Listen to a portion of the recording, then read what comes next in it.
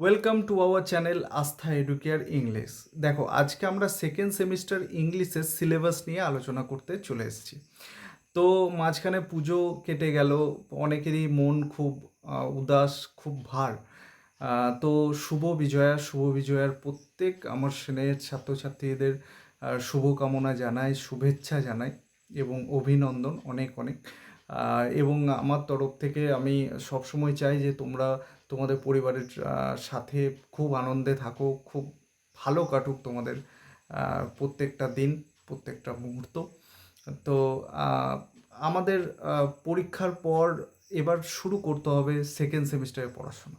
কারণ সময় খুব তাড়াতাড়ি বয়ে যাচ্ছে, খুব তাড়াতাড়ি কেটে যাচ্ছে। তারপর পুজোর পর পুজো, অনেকগুলো পুজো আছে। তো এর মাঝে পড়াশোনা খুব কমই হবে। যেটুকু সময় পাবো একটু বেশি করে পড়ে নিতে হবে এই ফাঁকা সময়গুলোতে। তো আজকে সিলেবাসটা জেনে নিই, তাই না? কারণ ইংরেজি অনেকেরই কাছে খুব কঠিন। তার কারণ হচ্ছে আমরা প্রত্যেককে শুরু থেকে শুরুটা করি না।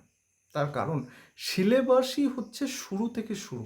যদি সিলেবাসটা না জানি তাহলে সাবজেক্টটাই আস্তে আস্তে কঠিন হয়ে যাবে। তো আমাদের সিলেবাসে প্রথমেই আমরা আলোচনা করব ভার্স নিয়ে। ভার্স আমাদেরকে 10 মার্কসের জন্য পড়তে হবে। 10 নাম্বার আসবে বা কবিতা থেকে বা ভার্স থেকে। তো এই ভার্সে আমাদেরকে কি কি পড়তে হচ্ছে, প্রথমেই আমাদেরকে পড়ে নিতে হবে মাই লাস্ট ডাচেস। এবং যেটা তারপরে রয়েছে, আমাদেরকে মাত্র দুটিই পড়তে হবে।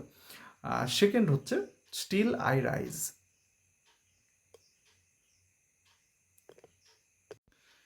এরপর আমাদেরকে দেখে নিতে হবে প্রোজ থেকে কি কি পড়তে হবে। ফার্স্ট আমাদেরকে প্রোজ থেকে পড়তে হচ্ছে দ্য গার্ডেন পার্টি, এবং